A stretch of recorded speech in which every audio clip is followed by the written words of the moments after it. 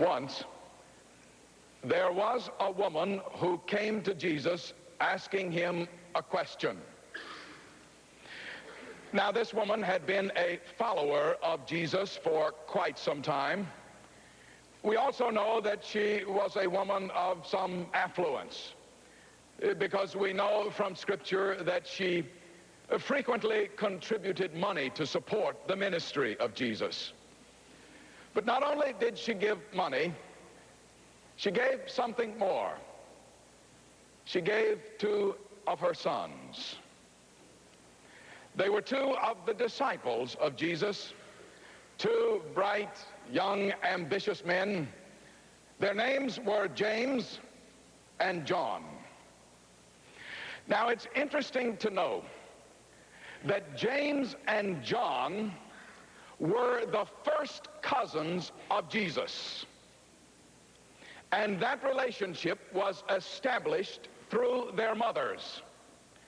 You see, the mother of James and John was, in fact, the sister of Mary, the mother of Jesus. And so the woman who came to Jesus asking him a question was his aunt. Her name was Salome. Now, that is the feminine form of the Hebrew name Solomon. Unfortunately, Salome does not seem to have possessed the wisdom of the one for whom she was named. Because, you see, she came to Jesus and she said to him, "Lord, will you decree that my 2 sons are to sit, one at your right hand and one at your left, in the positions of power as you establish your kingdom?" And Jesus looked at her and said, "Aunt Salome, you don't know what you are asking." You see, Jesus understood that his aunt was the victim of a misdirected ambition and a misdirected morality and a misdirected faith. Now, I want to tell you something. There is some heavy stuff to be found in this conversation between the aunt and her nephew. Such heavy stuff that we ought to take note, and maybe even, if you wish, to take notes. But let's begin here.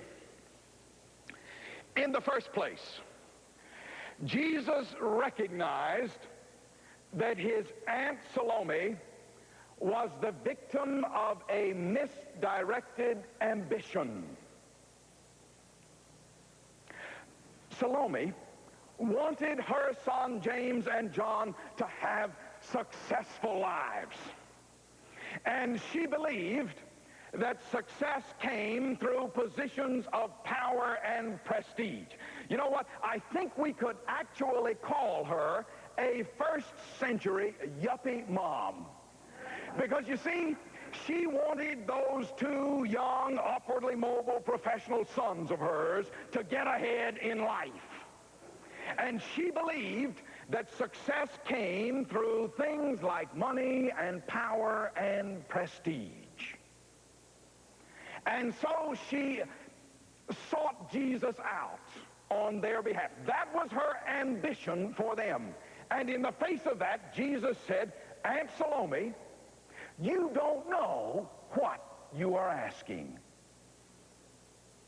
Because, you see, Jesus understood that money and possessions and power and prestige are not the secrets of success in life. If they are, then why in heaven's name are there more suicides amongst the rich than amongst the poor? If they are, then why are there more nervous breakdowns in mansions than in the middle class? If they are, then why are there more alcoholics in executive suites than on ghetto streets? The secrets of success in life, Jesus knew it, will never be found in money or power or prestige or possessions. And yet we live in a society which trumpets those things as the marks of success. And somehow we can't seem to see the damage being done by all of that misdirected ambition. Dr. Howard Love, a social psychologist, undertook a very revealing study in a large Midwestern city. He set out to discover why children cheat in school. And so he gave a test to children all over that city. And then he asked the children to grade their own tests. And later on, using scientific instruments, he was able to determine if the children in grading the test changed answers in their favor. And what he discovered was that, yes, many children in that Midwestern city cheated, but this is what is surprising. The children from affluent homes cheated far more frequently than children from more deprived environments. Not only that, they cheated more frequently than children who at that time were confined in the juvenile detention facility. Why, he thought. And he set about to discover the reason. He discovered that the children in that city, the affluent children, were being taught about honesty. Oh, yes. But more than that, they were being taught that of first importance in life is the achievement of success. And that being of first importance, they believed that you did whatever you had to do in order to achieve that success. And so they cheated. How sad. They had the wrong goal in life. And not only that, they were using the wrong way to reach the wrong goal. How very sad. But what I want you to grasp is that those children in that Midwestern city are not alone. Several months back now, a young man who is a part of this church came to see me. He proceeded to tell me about his deep, deep love for Jesus Christ and his commitment in faith to Christ. He began to tell me how he wanted more than anything else in his life to serve Jesus Christ. And then he said, recently I came to the point where I believed that God was calling me to be a missionary. But now I'm all confused. And he went on to tell me that when he had sought the advice and counsel of his parents, believing, as the scriptures teach us, that he ought to honor his parents, he sought their advice and counsel. Do you know what the parents said to him? They said to him, son, you can't do that. That's foolish. You've got tremendous abilities. You need to be using those abilities to build some security for yourself. You need to use those abilities to exercise that God-given power you have. You need to use those abilities to enjoy the good things of life. That's what they said to him. And he's all confused because of it. You see, those parents didn't know what they were asking their son. Now, over against the word of those parents, I set the word of Mother Teresa. Mother Teresa, who said, we are called by God not to be successful, but to be faithful. Mother Teresa, who carries about her none of the marks of success, at least as the world understands the word. Money, political power, social prestige, none of those things are hers. And yet I say to you without any hesitation that she is the greatest woman of the 20th century. And who would dare to argue?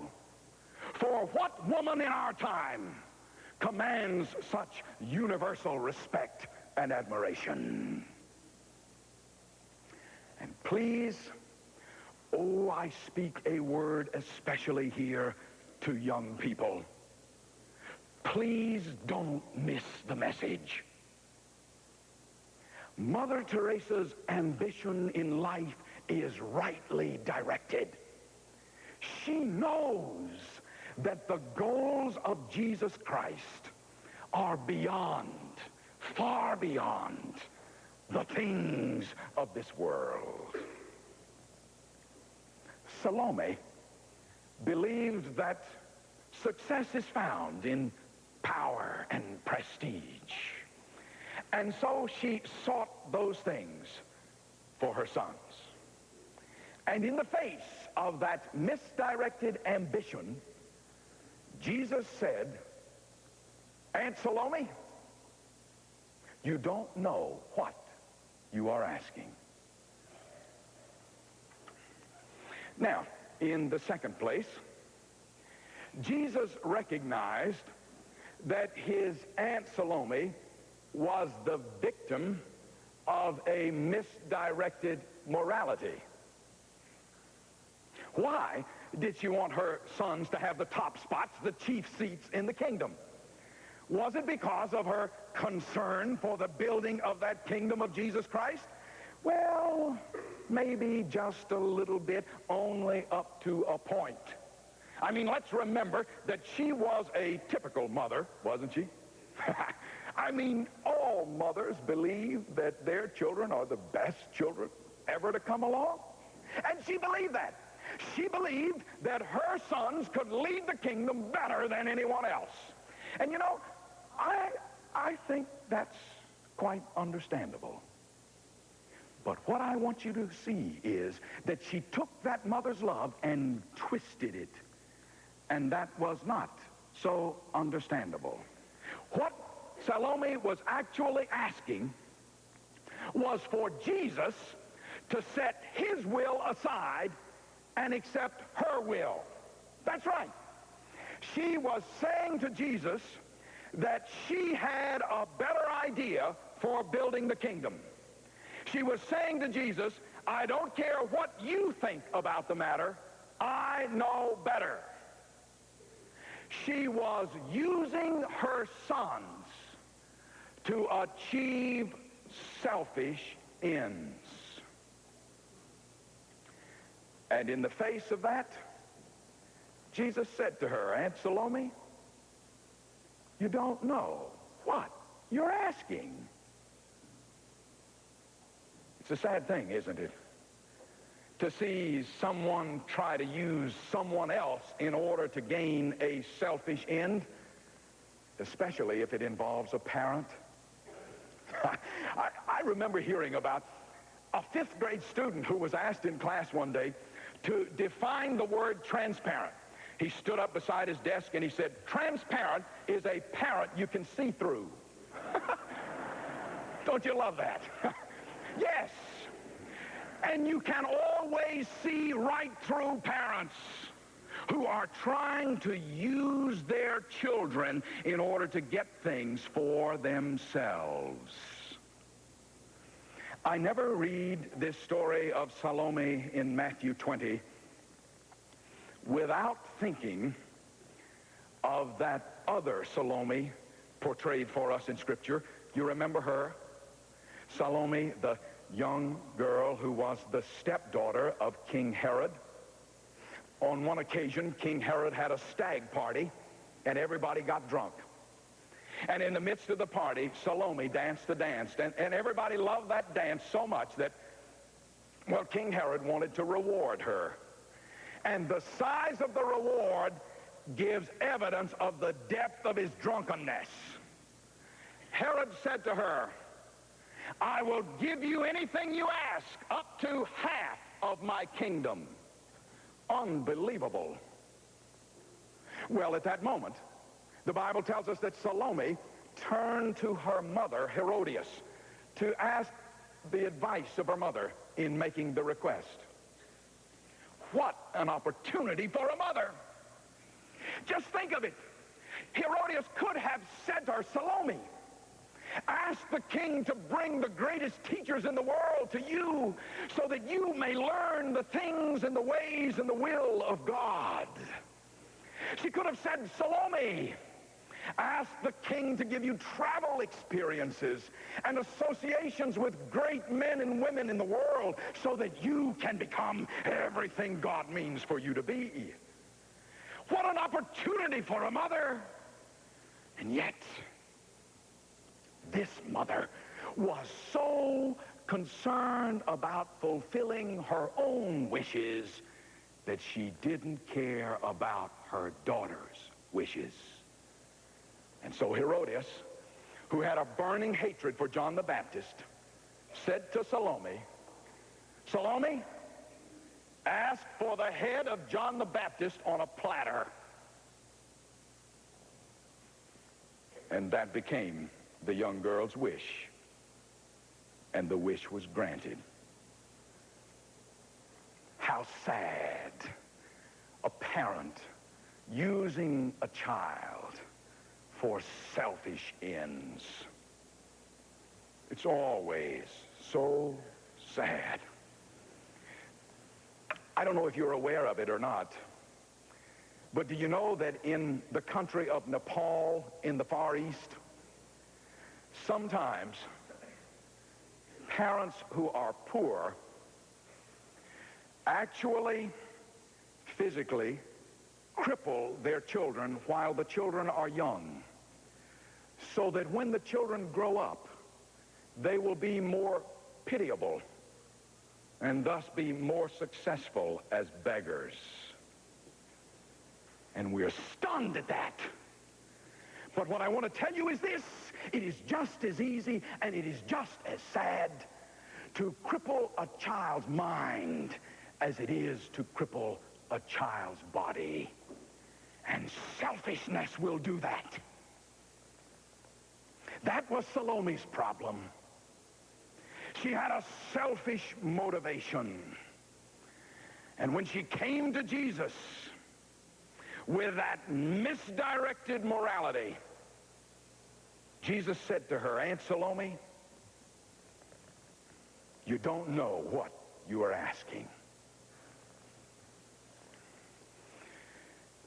But then, in the third place, Jesus recognized that his Aunt Salome was the victim of a misdirected faith. It's quite clear that Salome believed that the chief seats, the top spots in the kingdom, were there just for the asking. She believed that you get ahead in the way and the will of God through the vehicle of some quick, cheap prayer. And in the face of that, Jesus said to her, do you not realize, he said, that I myself will come to leadership in the kingdom only by suffering? Are your sons ready for that? Woman, you don't know what you're asking. Now, let's have something very, very clear at this point. Jesus never suggested that we are to be without ambition in life. Never. Jesus never suggested that we are not to pursue greatness in life. Never. And as a matter of fact, Jesus didn't deny right here that there are top spots, chief seats in the kingdom. Not only that, but on another occasion, Jesus didn't hesitate to say that some of his followers would rule over 10 cities and some would rule over 5 cities. Jesus calls us to greatness in life. But the difference is that Jesus defines greatness differently.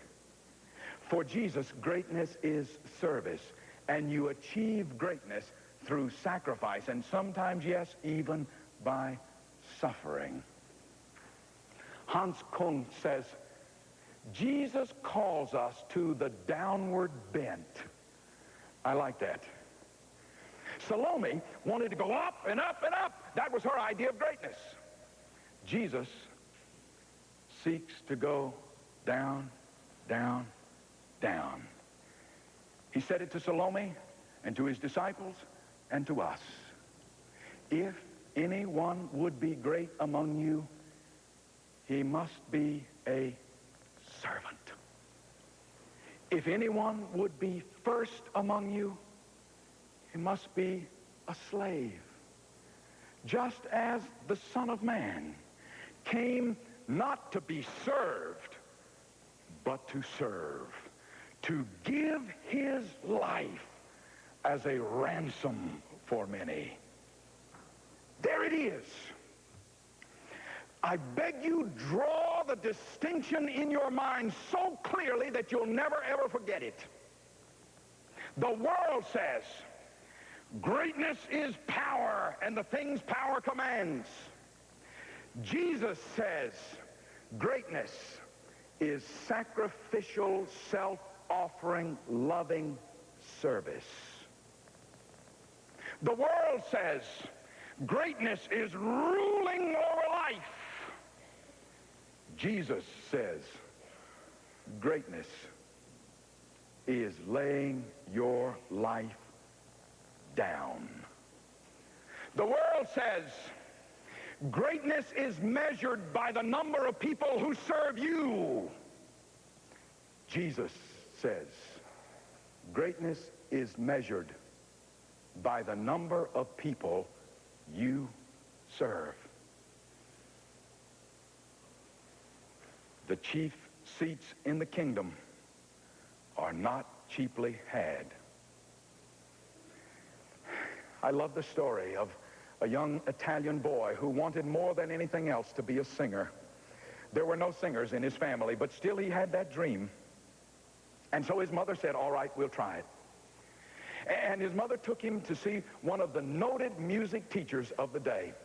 And the teacher listened to the boy sing. And when he had finished, the teacher said to him, your voice sounds like a heavy wind blowing through loose shutters. And he turned the boy away. But the boy never forgot that dream. It stayed with him. And there came a point when his mother said, okay, if that's what you really want to do, if you really want to work at it, then I'll work with you. But there's one condition. You've got to understand that God will bring the deepest melodies only from a life which is truly committed to him and which seeks his word and his way and his will and his gift and his power. And it's only if you go at it like that that I will go with you. And the young boy said, I understand. And I will go at it like that. And right there, that young boy proceeded to commit his life to the Lord and to commit himself to the discipline of study. And his mother committed herself all over again to the Lord. And she began to give things up in her life. As a matter of fact, she didn't even wear shoes just so that she could have a little extra money to pay for his music instruction. And one night, years later, it was in November of 1903, that young boy, now a man, stepped onto the stage of the Metropolitan Opera in New York City, and he opened his mouth and he began to sing. And the newspapers the next day were filled with the news that the voice of the century had been heard. His name was Enrico Caruso. He went on to become the great Caruso, and his like has never been heard since. But what I want you to see is that his mother never prayed that he might be given the Metropolitan Opera. No, his mother prayed only that he might be given a disciplined, committed life. And she was perfectly content to let God bring from that discipline and commitment whatever God chose to bring. The chief seats in the kingdom are not cheaply had. Salome thought they were. Just ask for it. Just a quick, cheap prayer. And in the face of that misdirected faith, Jesus said, Aunt Salome, you don't know what you're asking.